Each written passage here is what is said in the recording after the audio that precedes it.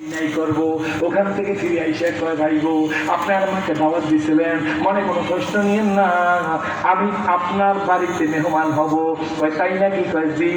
হাতটা ধরছে আফগানের আলেমের, বগলের মধ্যে করিয়া নিতেছে জিগজ্যাগ রাস্তা, কাবাকা রাস্তা, এবড়ো থেবড়ো রাস্তা, উঁচা চলা রাস্তা দিয়ে যাইতেছে। যাওয়ার পরে একটা দ্বিতলা বিল্ডিং এর কাছে গিয়ে প্রথম তলা থেকে দ্বিতলায় উঠছে। দ্বিতলায় উঠেই প্রথম একটা রুম, 1 নম্বর রুম। এই রুমের মধ্যে বলে, বন্ধু তুমি বসো এই রুমের মধ্যে। ওই আফগানের আলেম পয়সা রয়েছে, অনেক সময় চলে গেছে, মনে করেন আধা ঘন্টা বা 40 মিনিট চলে গেছে, এক গ্লাস পানি দিয়ে কোনো মেহমানদারি করে না। এরপরে শেখা, বন্ধু এই রুম থেকে এই রুমে আসো।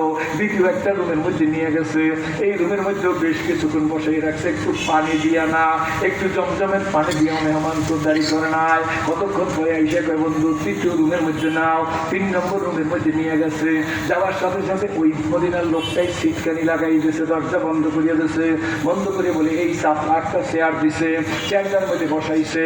ডাক দিয়া বলে, আফগানের আলম, তোমার কাছে জিজ্ঞেস করি, তুমি রোজায় সালাম দেওয়ার আগে কারে কারে সালাম দিছো? কেন কেন কেন? আমি তো আবু বকর সিদ্দিককে সালাম দিছি, আমি তো হযরত ওমরকে সালাম দিছি।